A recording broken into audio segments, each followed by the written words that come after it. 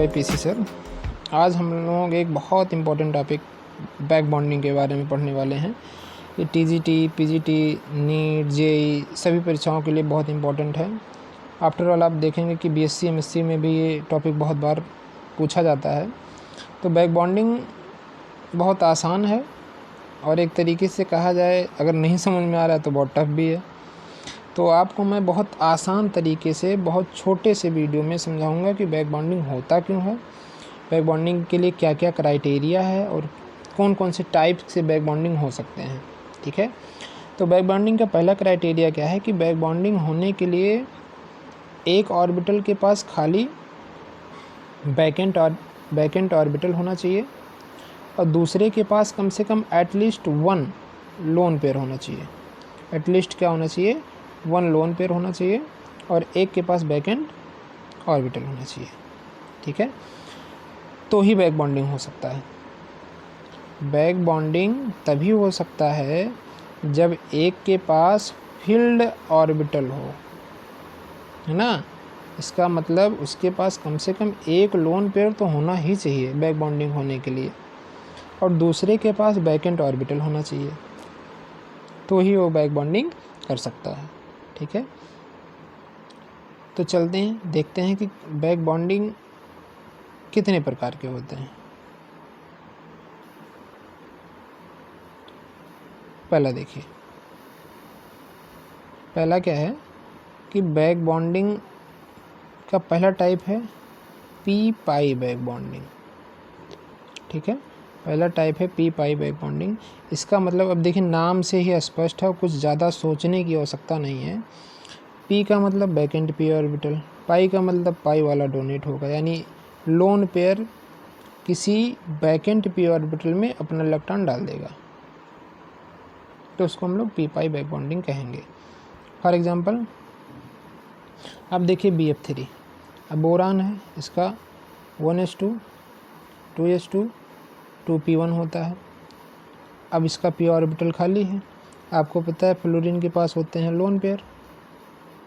अब क्या करेगा? अपना लोन पेयर उठा के इसके बैकेंट ऑर्बिटल में डाल देगा, तो होगा क्या कि एक अतिरिक्त बॉन्ड बनेगा, एक पार्शियल बॉन्ड बनेगा।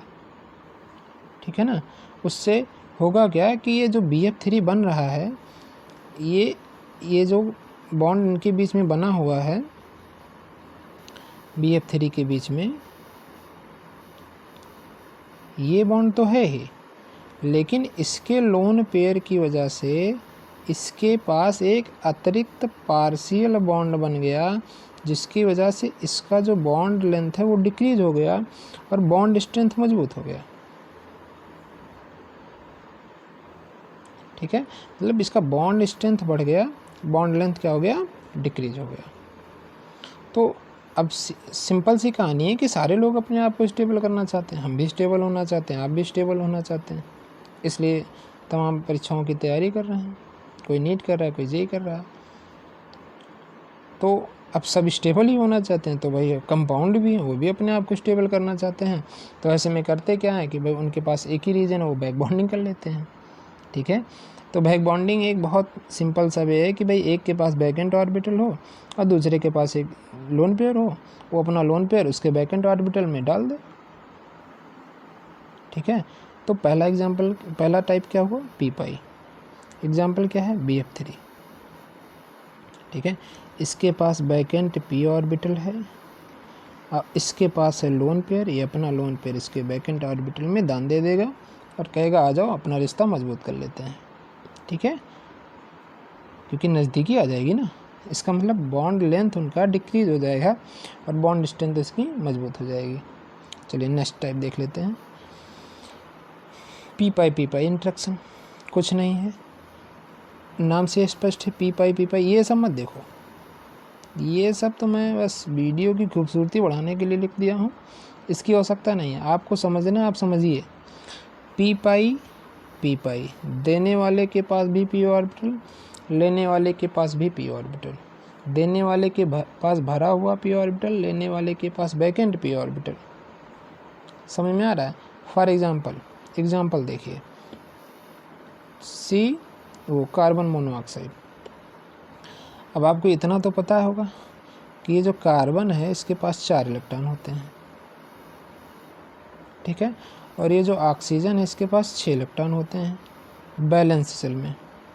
तो अब ऑक्सीजन को तो 2 बॉन्ड बनाने हैं, तो ये 2 बॉन्ड अपना शेयर कर लेंगे। कार्बन को तो 4 बॉन्ड बनाने हैं, लेकिन ये बनाएगा कितना, ये भी इसके साथ 2 इलेक्ट्रॉन ले लेगा। तो ऐसे में होगा क्या कि इनके बीच में 2 बॉन्ड तो आसानी से बन जाएंगे, लेकिन अभी भी क्या है, इसके पास एक लोन पेयर बचा हुआ है और ऑक्सीजन के पास है अभी वैकेंट पी ऑर्बिटल। तो करेगा क्या कि ये अपना लोन पेयर इस ऑक्सीजन के वैकेंट पी ऑर्बिटल में डोनेट कर देगा, ठीक है, ऐसे क्या कर देगा, डोनेट कर देगा। तो ऐसे में इनके पास एक पार्शियल बॉन्ड बन जाएगा और बैक बॉन्डिंग हो जाएगी। अब देने वाला भी पी, लेने वाला भी पी,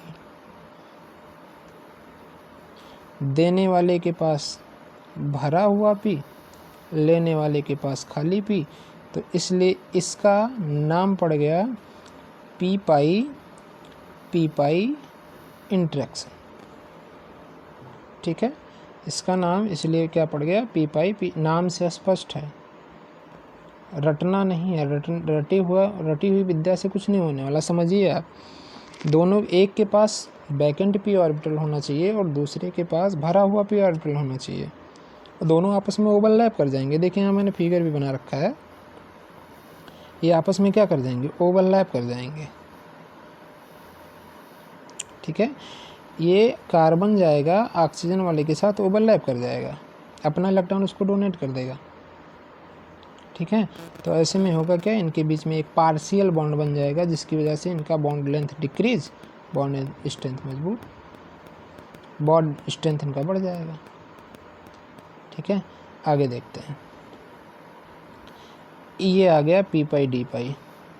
अब इसमें भी कोई रटने वाली विद्या नहीं है, रटने वाली विद्या नहीं है। पी भरा हुआ, डी खाली, इसका मतलब ये पी पाई डी पाई ऐसे कंपाउंड दिखाएंगे जिनके पास एक जो कंपाउंड लगा है उसके पास लोन पेयर हो उसके पी ऑर्बिटल में, और दूसरे के पास वैकेंट डी ऑर्बिटल होना चाहिए। क्या होना चाहिए, वैकेंट डी ऑर्बिटल होना चाहिए। अब वो ट्रांजिशन वाले हैं तब तो आपके समझ में आ ही जाएगा, जस्ट मिनट, अगर वो ट्रांजिशन वाले हैं तो आपको समझ में आ जाएगा कि इनके पास तो वैकेंट डी ऑर्बिटल होता ही है, तो ये तो दिखाएंगे ही, लेकिन दूसरे वाले के पास तो कम से कम लोन पेयर तो होना चाहिए, ठीक है। तो अब एक बेहतरीन एग्जाम्पल जो आपसे पूछा जाता है वो है PF5 फास्फोरस पेंटाक्लोराइड। अब आप देखेंगे कि फास्फोरस के पास डी ऑर्बिटल होता है। अब कुछ लोगों की बात यही नहीं समझ में आती कि कैसे फास्फोरस के पास वैकेंट डी ऑर्बिटल होता है। तो भाई मुझे ये बताओ कि फास्फोरस का एटॉमिक नंबर 15 होता है, क्या लिखोगे, 1s2, 2s2, 2p6, 3s2, 3p3 और 3p के बाद 3d आ जाता है। आप बाऊ नियम मत लगाना, है ना, मैं यहाँ ऊर्जा का बढ़ता हुआ क्रम, एनर्जी का इंक्रीजिंग डिक्रीजिंग ऑर्डर नहीं सिखा रहा हूँ। अब आप देखेंगे 3p के बाद 3d आता है, लेकिन 2 वाले के साथ नहीं आता d, लेकिन 3 वाले के साथ आता है। तो d इसका क्या है, खाली है। तो ऐसे में होगा क्या, इसका d तो पूरा खाली है ना, जबकि p के तीनों ऑर्बिटल में एक एक इलेक्ट्रॉन है। हमको वैकेंट चाहिए, हाफ फील्ड नहीं चाहिए, वैकेंट चाहिए। ध्यान से सुनिए, वैकेंट चाहिए, हाफ फील्ड वाले में नहीं डाला जाएगा, वैकेंट वाले में डाला जाएगा। तो अब देखिएगा, फास्फोरस है, इसके पास वैकेंट डी ऑर्बिटल है।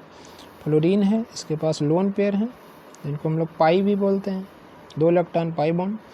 तो क्या होगा, इसके डी ऑर्बिटल में डोनेट कर दिया जाएगा। नाम क्या पड़ गया, पी पाई ने डोनेट किया, किस में, डी पाई में डोनेट किया। 2 इलेक्ट्रॉन इसके 2 इलेक्ट्रॉन इसमें आ गए, ठीक है। p वाले के 2 इलेक्ट्रॉन, d वाले में 2 d ऑर्बिटल में आ गए, तो क्या बन गया, p पाई d पाई इंटरेक्शन, ठीक है। तो बहुत सिंपल सा है। अच्छा, अगर मैं आपसे पूछ लूँ कि भाई ज़रा बता दीजिए कि NH3 NF3 और PH3 और PF5, छोड़ दे PF5, नन दे देता हूँ, नन, PH3 और नन, 4 ऑप्शन। अब मैं पूछ लूँ p पाई d पाई इंटरेक्शन किस में होगा, तो इसमें तो होगा नहीं। क्यों? नाइट्रोजन के पास d ऑर्बिटल नहीं होता, नाइट्रोजन के पास d ऑर्बिटल नहीं होता। इसी वजह से आप देखिए, नाइट्रोजन फास्फोरस दोनों एक ही फैमिली के हैं, लेकिन फास्फोरस PCl5 बनाता है, लेकिन नाइट्रोजन को कभी आपने देखा है NCl5 बनाते हुए? नहीं।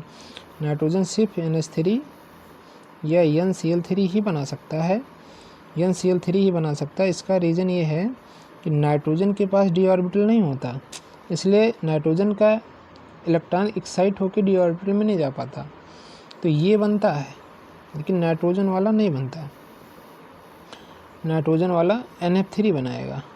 तो ये p पाई d पाई नहीं दिखाएगा, क्योंकि इसके पास d back and d orbital नहीं है। इसके पास तो लोन पेयर है, ये अपना पाई दे देगा, लेकिन इसके पास लेने के लिए ऑर्बिटल ही नहीं है बैक एंड, तो ये नहीं दिखा सकता, ठीक है। p पाई d पाई वही दिखाएगा जिसके पास बैक एंड d ऑर्बिटल हो। ट्रांजिशन मेटल तो सभी दिखाते हैं, इसमें लिखा हुआ है, अंग्रेज़ों तुम लोग देख लो कि इसमें ट्रांजिशन मेटल कॉम्प्लेक्स तो दिया ही है, तो ट्रांजिशन मेटल कॉम्प्लेक्स तो दिखाएंगे ही, ये सब, ये जो हमारे रखे हुए हैं ये सब दिखाएंगे, ठीक है। लेकिन ऐसे कुछ कंपाउंड हैं p ब्लॉक में जिनके पास d ऑर्बिटल होता है, वो भी हमारे p पाई d पाई दिखाते हैं। एक के पास लोन पेयर होना चाहिए उसके p ऑर्बिटल में, दूसरे का बैक एंड d ऑर्बिटल खाली होना चाहिए, तो एग्जांपल दिखाएंगे। और एग्जांपल आप याद रखिएगा, PF5 समरी ले लेते हैं एक बार, पूरे वीडियो का समरी ले लेते हैं। समरी क्या है, अगर कहीं p पाई हो रहा है, p पाई, तो एक का लोन पेयर दूसरे के बैक एंड p ऑर्बिटल में जाएगा। एग्जाम्पल मैंने बताया था BF3। दूसरा हमारा है p पाई, इसका एग्जाम्पल मैंने क्या बताया, कार्बन मोनोऑक्साइड, इसका लोन पेयर इसके लोन पेयर इसके p ऑर्बिटल के साथ ओवरलैप कर जाता है, तो हमारा p पाई इंटरेक्शन हो जाता है। तीसरा मैंने बताया p पाई d पाई है ना, इसके p ऑर्बिटल में उपस्थित जो लोन पेयर है इसके d back and d orbital में डोनेट कर दिया जाएगा और नाम पड़ जाएगा p पाई d पाई इंटरेक्शन, ठीक है। अब इन सब से होता क्या है, इन सब से अगर कहीं भी बैक बॉन्डिंग हो रही है तो बैक बॉन्डिंग की वजह से एक पार्शियल बॉन्ड बन जाता है, ठीक है, और जिसकी वजह से ये बॉन्ड लेंथ थोड़ा डिक्रीज़ कर जाता है, और जहाँ भी बॉन्ड लेंथ डिक्रीज़ करेगा उसका बॉन्ड लेंथ क्या हो जाएगा, इंक्रीज़ कर जाएगा, ठीक है। तो आज की वीडियो में बस यहीं तक। अब आप क्या करेंगे, अगर आपको वीडियो अच्छा लगा हो तो आप एक लाइक कर दीजिए, कमेंट कर दीजिए यस समझ में आया है। अगर वीडियो आपको हेल्पफुल लगा हो तो चैनल को सब्सक्राइब कर लीजिए और नोटिफिकेशन को दबा दीजिएगा, और अपने जितने भी फ्रेंड हैं, यार हैं, दोस्त हैं, उनके पास ये वीडियो शेयर कर दीजिए ताकि उनको भी ये लाभ मिल सके। और अगर आपको कोई भी वीडियो चाहिए तो आप क्या करेंगे, कमेंट करेंगे, हम आपके लिए वो वीडियो प्रोवाइड कर देंगे, ठीक है। तब तक के लिए धन्यवाद, thank you so much video को पूरा देखने के लिए, ठीक है। कोई भी वीडियो चाहिए, कोई भी समस्या हो तो आप कमेंट करिए, हम आपका रिप्लाई जल्द से जल्द देने का प्रयास करेंगे। Thank you so much.